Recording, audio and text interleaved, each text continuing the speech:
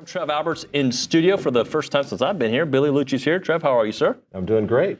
So I wrote this down. 358 days and 51 weeks ago today, you were hired as the athletic director at Texas A&M.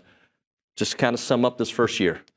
Well, it's been exhilarating. I mean, my wife and I have really enjoyed getting to know the community. You know, College Station, Bryan area has been fantastic.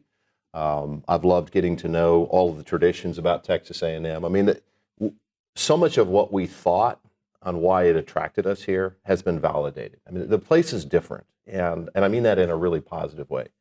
The trajectory, the momentum of the institution academically, everything that surrounds Texas A&M, and I know we'll get into this, but as you think about, you know, the future iterations of what's happening in college athletics, I just continue to believe that Texas A&M is one of these uniquely positioned institutions that, with some, you know, unity of purpose, we've got an opportunity to do uncommon things here. And so we've been really energized by that. It's been a lot of work. I'm also just really appreciative of our staff. I mean, we have really great people who care about Texas A&M athletics. Fun to work with them. I love General Welsh. He's a leader's leader. Mm-hmm. I mean, he's just a remarkable individual. So it's been a lot of fun. And by the way, we have really good coaches here. Yeah. So I give a lot of credit to past leadership in terms of identifying quality human beings that represent the values of A&M. It's been a real honor and a privilege to get to serve in this role. Well, Trev, in the last year, it's been great getting to know you and what you're about. And I think really fascinating. Every time there's an athletic director, they're different. But I think in terms of your vision for where this is going, I think where college athletics was in 2025, your vision, your personality were what brought you here. Mm-hmm. from let's say the A&M side. You've talked about what brought you guys over here as a family. You mentioned unity of purpose, and that has been something that I feel like so many that have come in and left, whether it's coaches, whether it's athletic directors, administrators, that's one of the things that, you know, just being blunt, has been lacking. Has that been something that you and the powers that be here at A&M, that the people that are in charge today have been working hard at in the past year? Yeah, I mean, I think that there has to be a concerted effort from leadership to say, look, you know, we can all see the opportunity in front of us. Yep. But at the end of the day, you know, in my experience, it doesn't matter if you're talking about a church or a business, TexAgs, whatever it is. If there's not alignment with leadership and there's not a willingness to lock arms, it doesn't mean you're going to love each other all the time. You probably have disagreements. Mm-hmm. But if you're not willing to lock arms and say, why am I here? Am I here for Trev Alberts? Or am I here to do what's in the best long-term interest of Texas A&M? Mm-hmm. And I really am confident. You know, we've made a lot of progress. I can tell you that General Welsh, Mike Elko, and I, there's alignment. I mean, we are trying to do, we'll be wrong, but we are trying to do long-term what's in the best interest of Texas A&M. And I think the more you do that, and the more you talk about it, and the more you challenge people, this isn't about any individual, any organization. It's like, at the end of the day, why are you here? And it ought to be for Texas A&M. And if that's why we're here, we have a chance to do some uncommon things. And I think you're starting to see some of that come together. Mm-hmm. And it's really exciting to me because I didn't win a national championship, but I had the privilege of watching it. Yeah. And I lived it as a student athlete. And I'm just going to tell you that you can do amazing things if you're aligned. And I'm not just saying, you know, aligned. I'm talking about a very clear, communicable strategy and vision about where we are today, where we want to go, and how we're going to get there. And then unabashedly go chase it. And that's what we're trying to do. How hard is it? Obviously, when you're talking about just staying linear within the vision, within the department, but how hard is that? Do you feel like you guys are, or you specifically, maybe as an athletic director, chasing a moving target with, I feel like college athletics now, it's like trying to predict global affairs, like, you know, the politics of the world and, you know, this peace and unity around the whole world. Like, when you're looking down the road a month, a year, and knowing that there's a decent chance that might change in terms of college athletics, how difficult is that as a leader? Well, and I think that's primarily what my job is, Billy, because and when we talk about unity of purpose, I mean, that's the reality, right? Like, we're moving from a vision that most everybody who watches this, you know, when you think about college athletics, it's hard to understand, but the way it used to operate is changing, and it's going to look significantly different over here. It doesn't mean that we're championing it. It's just a reality, and we have a simple choice to either adjust, adapt, and be flexible and create a strategy given this new reality, or we can sit over here and say, well, that's not really what we're comfortable with. I'm not comfortable with a lot of this stuff. So I feel like my job is to educate and advocate as best I can. And so I do as much as I can. I meet with the Board of Regents in executive session. I try to explain as best we can. And to your point, there are times where you say, here's what's happening, and literally 3 months later, the goalpost moves, and you have to be careful. Well, did he not know what he was talking about, or did he lie to us? True. And that's the Because challenge. they're not reading all that. It's moving so fast. But I promise you that I live it every day, and this place is going to be okay. Yeah. We're going to be fine. But do we want to be fine, or do we want to take advantage of this disruption and use the network that is, the Aggie network and chase greatness? And what I'm encouraged about is that's what the key stakeholders want to do. And I want, just a privilege to get to be a little bitty part of chasing it with them. Well, David, I believe that's what you call a segue. Well, I was going to actually follow that up with, you said most of your job is seeing this moving target and adjusting to it. How much of it is finding new revenue streams for the university? There's existing, but also finding different ways to kind of monetize. Maybe it's private equity, maybe it's naming rights. I mean, how much of your job is on that side? Well, it's a lot. I mean, at the end of the day, it's hard to talk like this because I want to be very clear. We believe in the student-athlete experience. We believe in being connected to the academic enterprise, and that's never going to change here. We believe that the best thing that any football player or softball player or baseball player could ever do at Texas A&M is to get a degree from this place. Mm-hmm. They'll have far-reaching impact on not only their life, but the people who come after them. But realistically, we run a business. Mm-hmm. At the end of the day, there's a cost associated with this. And so what really happened, and one of my first conversations with board members was, and you do some of this for effect to help them move, but if you're now sharing 22% of your revenue with student athletes, you've now just become a quasi-pro franchise at the end of the day. And so what I've been really focused on is, okay, we're never going to lose our values in terms of supporting and serving student athletes, academics, life skills, all of those things.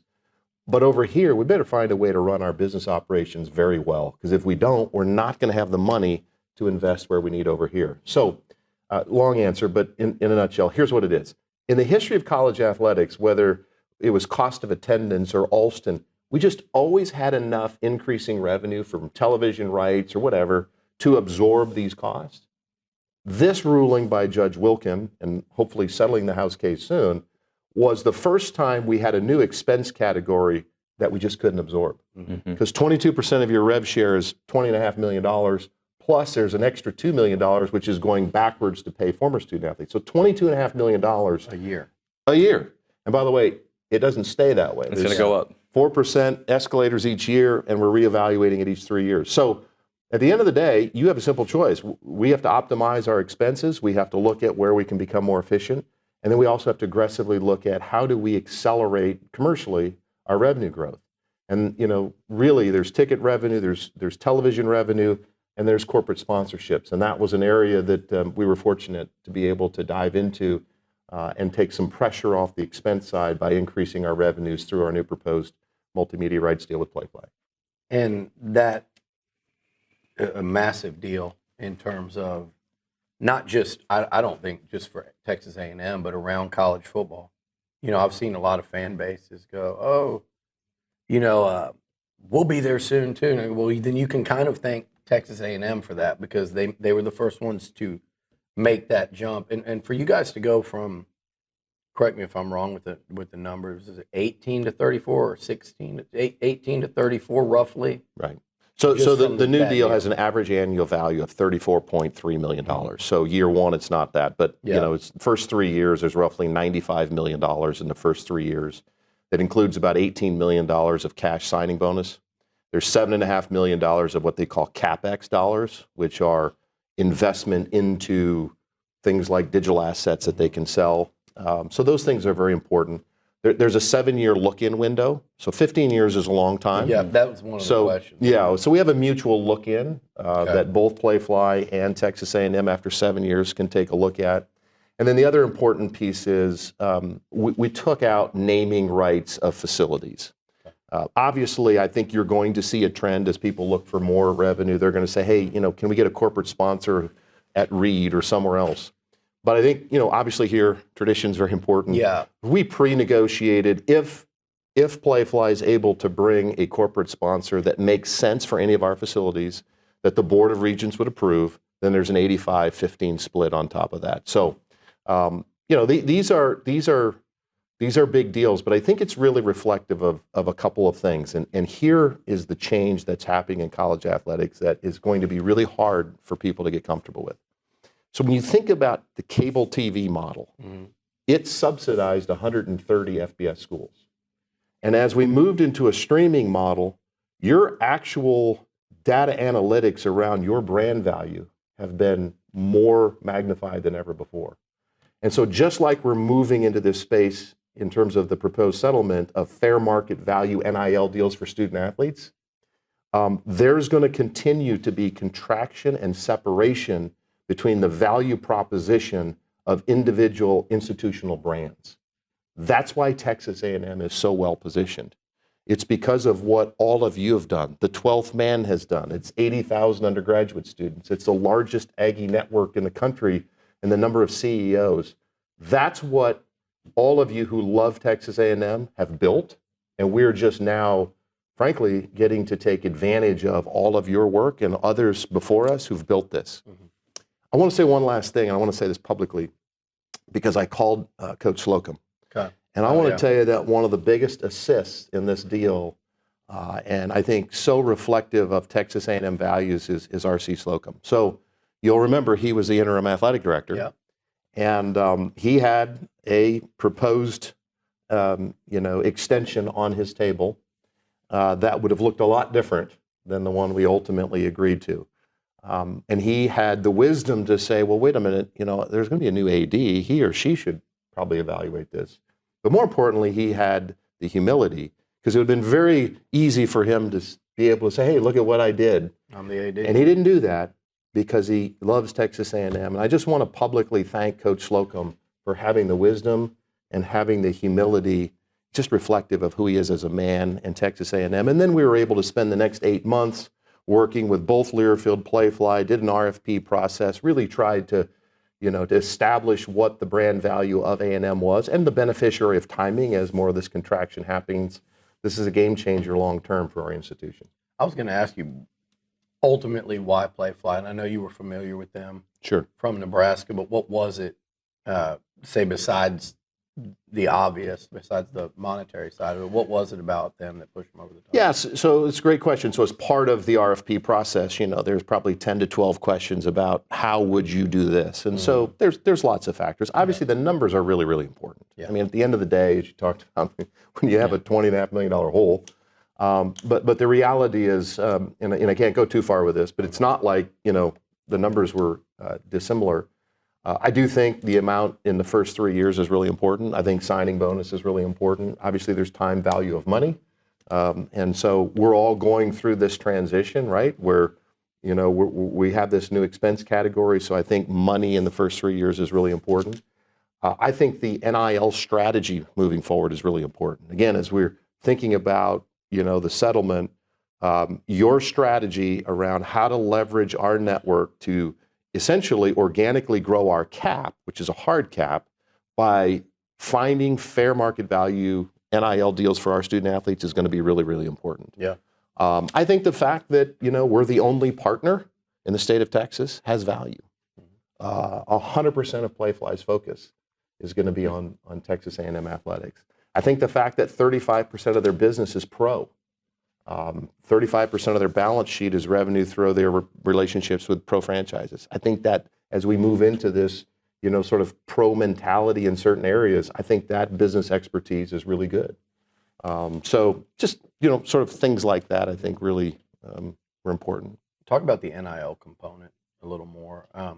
Where do you see, are we still on target for a July change in all of this? And then where do you see it going in terms of athletics and the university versus collectives, and how is it going to be a light switch around the SEC, or are people going to, is this thing going to be staggered where there's going to be some schools that say, okay, we're going to do it the right way earlier, and then competitors doing it later and vice versa? Like, how uniform is this going to be and when?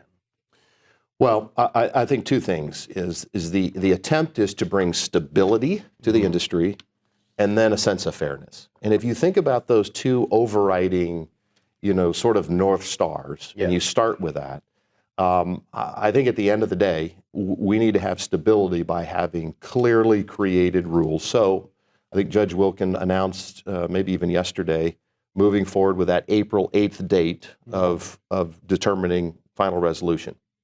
So in theory, it's not July 1st. July 1st is the date that the institution can actually physically sign deals to pay student athletes, okay? April 8th, all NIL deals that are third-party deals then will be required to go through a clearinghouse that Deloitte has created, anything over $600, to determine actual fair market value, valid business purpose, two very important things. So we're actually still working through all the details of that. But I can tell you, I had the privilege of serving on the CAP management subcommittee of the implementation committee. So I have a cursory understanding of the Deloitte piece, but not quite as much. But this is a real system. I have a lot of confidence in it. We had a chance to share a lot of the information with the coaches in the SEC and the athletic directors. And as you get into some of the details, I think first and foremost, we have to ask ourselves, do we want to be governed? I mean, do we want rules? I mean, we all say we want rules. No, it's a great question, because I don't know if you can answer that. We all, because right, like, but everybody should. Everybody laments that this is unsustainable. There's no rules. There's no stability in the system, and there's no sense of fairness. So we asked our coaches, do you want to be governed? And the answer is yes. But we want to make sure that Oregon's being governed. But that's the point. Right. Is so. I think as part of this, we're confident that the House case is going to settle, and it's going to be a new day in college athletics. And we just need to be honest about the fact that we're prioritizing progress over perfect. And don't be, defensive when one of you might rightly point out a hole that needs to be adjusted. I mean, we talk, coaches, my coach would always talk about in the middle of a game, you have to be able to be flexible, adjust, and adapt to what you're seeing on the field. Well, we as leaders in college athletics, we need to be adjustable and adapt and be flexible to the realities that come our way. So I think I'm excited about it. There's a lot of work to do. There's ultimately probably 5 to 10 questions the commissioners are going to have to sort of sort through. But I think we are creating a sustainable system that will help govern the A4 in college athletics moving forward. And I think it's the best thing that could happen to us. The new settlement allows for expanded rosters, scholarship limits. How does that impact, especially the Olympic sports at Texas A&M? And is that still an evolving process? Well, it is and it isn't. There's some nuance to all of that too, right? So as part of the House case, there are now roster limits in certain sports. So just to give you an example, and these are really hard things. We're going to have 19% fewer student athletes than we currently have as a result of the settlement.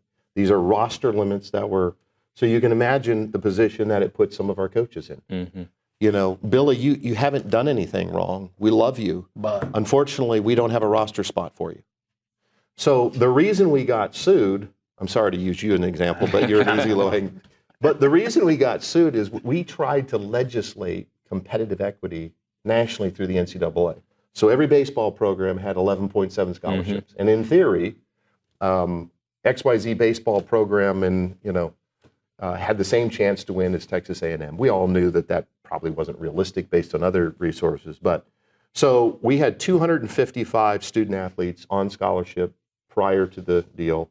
And now we'll have the capability of having 410 on scholarship as a result of the House case. Now, the difference at Texas A&M is we're the only school in the SEC, remember now Title IX, that has proportionality challenges relative to our peers. So we actually have more male students at Texas A&M than female. Right. So a lot of the rules that got created, which helped those schools both financially and Title IX, actually were counterproductive to Texas A&M. But we're okay. We can create a strategy within that. But based on some of these resources, Texas A&M is going to be in the rare position to be able to fund scholarships in each of those roster spots. And there will be very few schools that probably are able to make that commitment. And that's why, things like your MMR deal and maximizing every revenue opportunity are going to be critically important to us moving forward. And our campus has been a great partner in that. So the difference here is, as part of the House case settlement, the first $2.5 million of increased scholarships can get reduced from your overall cap. Some schools and conferences are not going to increase scholarships. Some are going to use the whole $20.5 million cap. In the SEC, we've essentially agreed to increase scholarships $2.5 million. So our hard cap is 18. So what I'm most pleased about, and all of this can change based on the realities that move forward, but at Texas A&M, philosophical commitment to retain all of our sports and to be able to increase the scholarships in a way and use rev share in a way that allow every one of our programs to chase conference and national championships. And as an athletic director who's lived the alternative, is a really good feeling. Right. And so that's the strategy and vision going forward. Talking about the chasing championships, that's a daily thing over here. Some sports are closer than others, just like anywhere you go. Take me through, I guess, I've never asked you about this, your approach in terms of evaluating coaches. Is that a everyday thing? You follow every single result? Do you watch the momentum or lack thereof? Do you evaluate mid-season, end of season? What's your approach? Well, it's a great question, and I'll tell you that I think there's so much as part of an evaluation, and then, of course, I pay attention to all the results. I try to go to as many home contests for all of our sports as possible. Sometimes it's logistically, not possible. Yeah. But first, what I want to do is I want to create the culture from the administration. I mean, it's easy to sit back as an administrator and say, XYZ coach is not getting it done. Let's get rid of him or her. The reality is the administration operating in a way and have a culture that's actually serving those coaches at the highest level, right? Like, it takes time, number one, to do that. Number two, it takes time to develop trust and confidence in the relationship between the AD and the coach. Remember, other than Coach Early, all of these coaches were hired by other folks who have been told by other leaders, here's what you know. Yeah. And then the world changed on us. And so for me, especially as you're transitioning, stability is important, I think. But as you're transitioning into some unknowns, I think that factors into it. But I just want to make sure, first and foremost, I don't feel comfortable holding coaches accountable if I'm not confident that the administration is running in a way at an elite level to serve them as coaches. Because I think sometimes it's easy to sit back and just, well, that's their program. Right. The only way you're going to win championships is if the relationship between athletics and campus is at an elite level. Think it is. The athletic department administratively are doing their jobs. I mean, we got to work. And then ultimately, those coaches will be held accountable based on that. I've often thought about, too, as you get into the rev share era and you think about who's getting what, there's going to be differences. It is absolutely true that a coach at Texas A&M, based on where we choose to allocate our rev share, could say, I have no chance of beating Florida and LSU because that coach is getting twice as much rev share. And that's true. Yeah. And that's the cultural shift in athletics that we didn't have when the NCAA sort of legislated competitive equity. So there's a lot to it, but we're working really hard administratively to make sure that we've got our systems in place that we can actually do a fair evaluation of our coaches. That also sounds, I'm sitting here, when you're talking about these examples, I'm sitting here thinking, as a coach and putting myself in your shoes, that sounds like a lot of strong personal relationships that the athletic director has to form. How easy or tough has that been in only a year's time? Well, I mean, it's like we're all humans, I could be harder for you to get to know than, some of your coworkers. Yeah. So I think each coach is different. We've worked really hard. I mean, we have consistent head coaches meetings. Yeah. And one of the things that I've said before, and I believe in so much, successful organizations believe in radical transparency. And so what I've tried to do, both with our executive staff, our sport administrators, and our head coaches, is they know everything. Mm-hmm. And part of knowing everything is our finances. Mm-hmm. And so I think part of it is you earn trust from people by being genuine and being transparent. And so we started day one. I think our first head coaches meeting, we shared a P&L of every one of our sports. Because I believe that there's no way of actually getting somewhere if you don't know where you currently reside. Mm-hmm. And so I think part of that is important, but just listening to the coaches, trying to understand their pain points, and then trying to solve problems for them. I think, at the end of the day, we're here to serve our coaches. If General Welsh is serving, which he does, me every day, I'm serving our coaches, and our coaches are serving our student athletes. That's when we're going to achieve at the highest levels, but it all has to operate in that way. So I don't know if I really answered your question, but I think it's just trust through transparency and consistent communication. I do want to ask you one more thing before we let you go. The emotional roller coaster that is A&M sports, right? The big victory versus Auburn, baseball's up and down starts. How do you ride the waves of athletics? It seems like you kind of take a more of a big picture look than just going straight to the micro. Well, there's a lot of prayer, but I think after 18 years of doing this, you realize that this too shall pass. You got to remember that seasons are long. Yeah. There are factors that come to play, and I think that's part of what getting to know coaches. Coaches are still growing themselves. Injuries are factors in some of these things, but there's no doubt about it. I mean, there's weekends that you kind of feel like, man, honey, I mean, we're killing it. Yeah. And then the next weekend, you're like, how come we can't win a game? Right. But that's part of it. I think, I watch General Welsh, and I watch him in very challenging times remain calm. Mm-hmm. And it doesn't mean underneath the water, those little duck feet aren't really flapping. But I think part of leadership is you have to be able to, communicate that we're going to be okay, which we are. Mm-hmm. And yes, we're going to have things, we're going to fall short sometimes. We're going to make mistakes. We're going to own them, and we'll get better, and we'll keep working at it. So it's just part of the job. It's like, it's what we signed up for. I've got a final question that so you mentioned Coach Slocum and what he means to this place, and AC and I, he's standing back there, he knows like how far back Coach and I go. He's an icon here, and when I was growing up, I'm watching your coach, Tom Osborne, and what he meant to Nebraska, and I know they were close. Unfortunately, thanks to Brandon Jones getting attacked on the field, our only interaction with Dr. Tom was he called TexAgs on to discuss the Pelini incident, which was Brandon goes, somebody named Coach Osborne called. He had no idea who he was. Obviously, you know who he is. I'm fascinated by legendary coaches and what gets them there. So, in your role today, in your leadership role, looking back, what's a thing or two, the thing that you carry most with you today that you learned from Tom Osborne?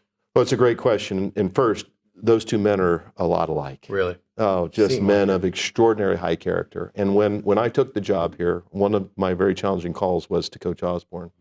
And he immediately expressed his admiration for R.C. Slocum, which I thought was really cool. But, I watched Coach Osborne, and most importantly, and I think the same thing with Coach Slocum, is they are who they purport to be, right? Yeah. Genuine, they're real, there's nothing fake about them, and they have a heart of service. I mean, Coach Osborne, and I don't believe R.C. Slocum, ever got into coaching to try to get rich. They genuinely got into coaching because they love ball, and they love serving young people. And but most importantly, just men of integrity who do the right thing for the right reason. It's something that challenges me every day. Like, there are decisions that we'll have to make here that may not be in my personal best interest, either personally or professionally. But at the end of the day, if if we're doing what's in the best interest of Texas A&M, those are the right decisions, even if they're hard. Make those decisions, and in the end, you've got something sustainable.